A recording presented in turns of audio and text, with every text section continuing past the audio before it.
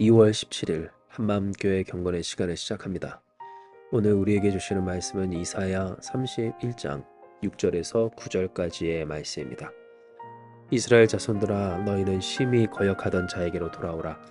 너희가 자기 손으로 만들어 범죄한 은우상, 금우상을 그날에는 각 사람이 던져버릴 것이며 아수르는 칼에 엎드러질 것이나 사람의 칼로 말미암음이 아니겠고 칼에 삼켜질 것이나 사람의 칼로 말미암음이 아닐 것이며 그는 칼 앞에서 도망할 것이요 그의 장전들은 복역하는 자가 될 것이라. 그의 반석은 두려움으로 말미암아 물러가겠고 그의 고관들은 기치로 말미암아 놀라리라. 이는 여호와의 말씀이라. 여호와의 불은 시온에 있고 여호와의 풀무는 예루살렘에 있느니라. 아멘. 하나님은 선지자 이사야를 통하여서 아수르의 크나큰 위협 앞에 있는 남유다의 백성에게 말씀하십니다. 우리가 바로 이와 같은 내용을 오늘 읽은 것인데요. 특별히 우리가 알다시피 아수르는 예루살렘을 제외한 남유다의 거의 모든 성읍을 황폐화시켰습니다.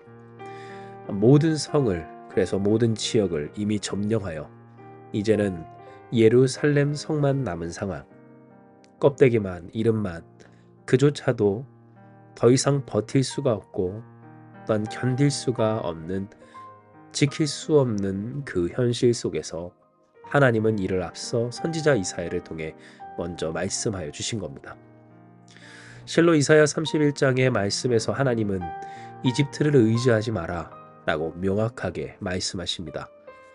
이는 기록된 바 도움을 구하러 애굽으로 내려가는 자들은 화 있을진저 그들은 말을 의지하며 병거의 많음과 마병의 심히 강함을 의지하고 이스라엘의 거룩하신 이를 앙모하지 아니하며 여호와를 구하지 아니하나니 라고 하셨기 때문입니다. 화 있을 것이다.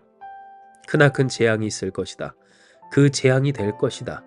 말씀들이 변하지 않게 하시며 일어나서 악행하는 자들의 집을 치시며 행악을 돕는 자들을 오히려 치실 것임은 애굽은 사람이요 신이 아니며 그들의 말들은 육체요 영이 아니라 여호와께서 그의 손을 펴시면 돕는 자도 넘어지며 도움을 받는 자도 엎드러져서 다 함께 멸망하리라고 하시는 뜻을 분명하게 하신 겁니다.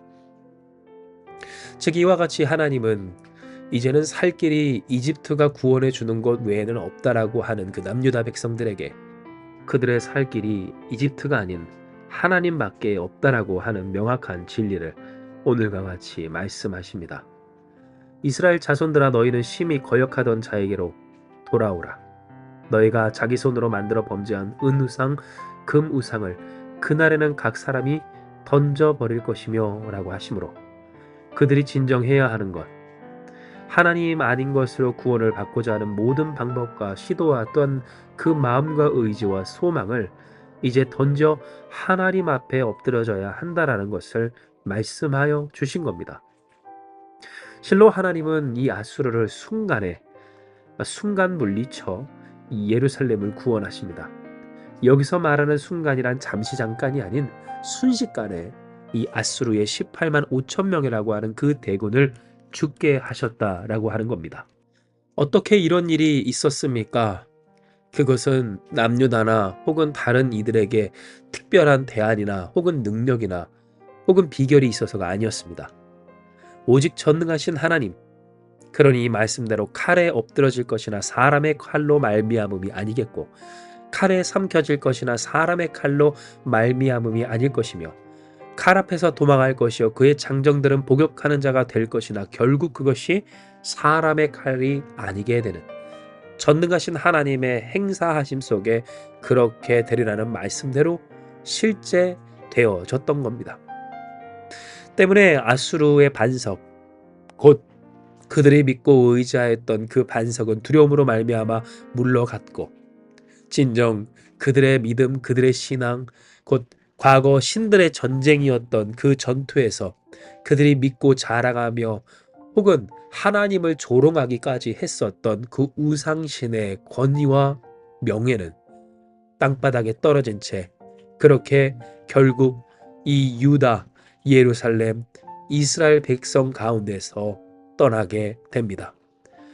고관들은 기치로 말미암아 놀라리라. 하나님의 말씀하신 대로 진정 하나님은 아수르에서 예루살렘 남유다를 구하사 실로 하나님의 권세와 능력과 영광을 분명하게 나타내 주셨던 겁니다. 바로 여기서 우리는 하나님이 그들에게처럼 우리에게도 알리고자 하시는 그 뜻을 명확히 받아야 합니다. 이는 기록된 바 이는 여호와의 말씀이니라. 여호와의 불은 시온에 있고 여호와의 풀무는 예루살렘에 있느니라 하셨기 때문인데요. 즉 이 모든 일들을 통해 하나님이 이스라엘을 단련하시며 또한 이 모든 일들 속에 하나님이 역사하시며 행하실 때 그 하나님의 불이 곧 단련하시며 연단하시는 그 불과 풀무가 어디 있는가에 있어서 행위의 주체, 그 역사의 주관자 되시는 하나님, 그리고 그 하나님이 거하시겠노라고 함께 해주시겠노라고 약속하신 시온, 거룩한 성산 예루살렘 가운데 있었음을 명확히 하여 주셨기 때문이라는 겁니다. 곧 우리에게 있어서 우리가 바라고 소망하는 하나님 역사의 그 장소가 그리고 그 행사의 주체가 누구인가 있어 우리는 헷갈리면 안 된다는 겁니다. 이곳 아닌 다른 곳에 있다라고 착각하면 안 된다는 겁니다. 하나님이 우리로 있게 하신 이곳 그리고 이곳 가운데 그 언약을 이루실 때 마치 아브라함의 때에 기근에 따라서 점점 남방 땅으로 옮겨갔던 것처럼 하나님의 역사가 거기 있지 않을까? 역사하시는 하나님이 다른 곳에 있지 않을까라고 하며 방황하는 곧 남유다 백성들이 보였던 끊임없이 다른 나라의 그 마음과 소망과 구원의 확신을 두고 그 삶에 이르기까지 이리저리 휘청이며 방황했던 모습을 보여서는 안 된다고 하시는 겁니다. 우리가 진정 살아가면서 하나님의 역사를 바라고 소망하지만 그 역사가 항상 우리의 눈앞에 우리에게 느껴질 정도로 보여지는 것은 아닙니다. 물론 하나님은 행하십니다. 언제나 살아 역사하십니다. 하지만 문제는 그러한 행사와 능력과 그 능력으로 행하시는 역사를 우리가 날마다 모든 것을 감지할 정도로 그렇게 기민하고 또한 지혜 있으며 영육으로 그 눈이 떠져 있는 존재와 그 상태는 아니라고 하는 점입니다. 때문에 하나님의 행사를 경험하며 누리는 일은 우리에게 굉장히 특별한 일인 것처럼 느껴짐이 사실입니다. 항상 행하시는 하나님의 일, 그러나 우리가 특별하다고 느껴야 그 행사가 특별하다고 느껴지는 참 연약한 우리이기에 우리는 하나님 앞에 특별한 일을 보여주시옵소서. 그리고 그 특별하게 여겨지는 그 일을 행하시는 하나님만이 특별하신 하나님이라고 착각할 때가 많다는 겁니다. 그러하다 보니 일상생활, 정말 하나님이 이루시는 기적이 아니고서는 이어질 수 없는 우리의 삶 속에서 우리는 그곳을 때로 저주하곤 합니다. 아무것도 아닌 것처럼, 하나님의 역사 없는 것처럼, 그 불과 풀무는커녕 하나님의 행사하심조차 없는 것인 것처럼 그렇게 생각하며 그 하나님이 어디 계실까? 다른 곳에 계시지는 않을까? 다른 곳으로 건너가야 되지는 않는가라고 하는 그러한 고민을 할 때가 있다는 겁니다.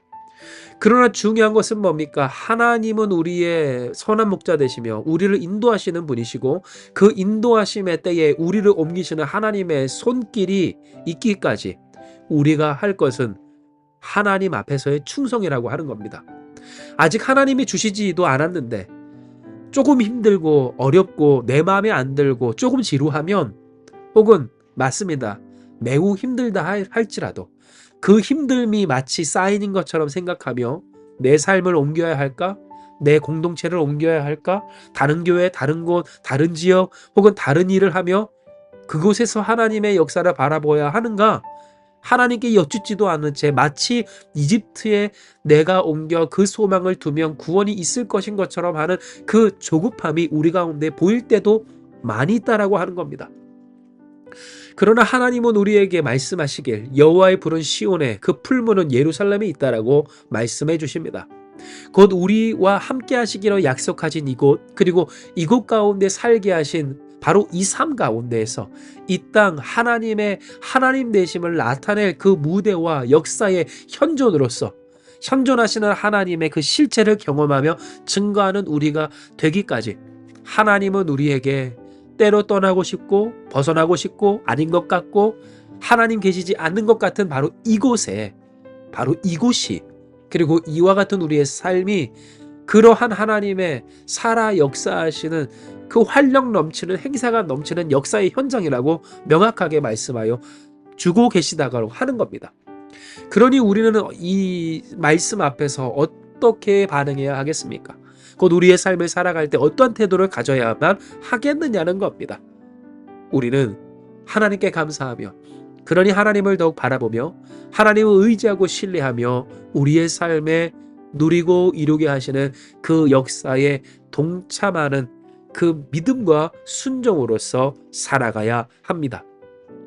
심히 거역하던 자, 곧 심히 거역하고 싶고 벗어나고 싶고 부정하고 싶고 아니라고 하고 싶었던 그 하나님과 하나님의 뜻 앞에 돌아와 엎드리며 우리의 손으로 만들어 범죄한 은과 금 우상을 각 사람인 오늘 우리가 먼저 던져버리고 하나님 역사하심을 믿고 그것이 그 역사가 그 칼에 엎드러지고 또한 그 칼로 삼켜짐이 사람의 칼이 아닌 하나님의 능력임을 기억하며 진정 주 앞에 무릎 꿇고 주를 경외하며 순종하며 신실하게 살아가는 삶, 바로 이것이 푸른 시온에 풀무는 예루살렘에 곧 우리의 삶에 살아 역사하시는 하나님의 하나님 되심을 누리며 사는 삶의 비결이었던 겁니다.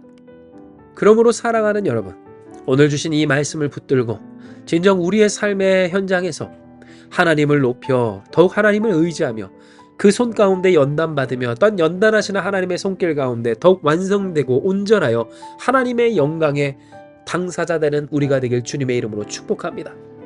아무리 힘들고 어려울 때라도 하나님 살아 역사하시고 또는 아무리 모든 것이 잘 되는 현장이라도 하나님 없이는 소망이 없음을 기억하며 하나님, 나의 하나님, 사람의 많고 적음과 그 마병의 강함을 의지하지 아니하고 오직 전능하신 하나님을 의지하는 우리가 되고자 하오니 이날 이 하루 우리의 삶과 이 살아가는 삶의 터전과 또한 이 땅 가운데 시온의 불이 예루살렘의 풀무로 하나님의 역사하심으로 만지시며 또한 주장하시며 행사하시는 하나님의 하나님 되심의 은총이 충만한 우리가 되게 하여 주시옵소서. 기도하고 간구하는 저와 여러분 우리가 되길 소망합니다. 할렐루야.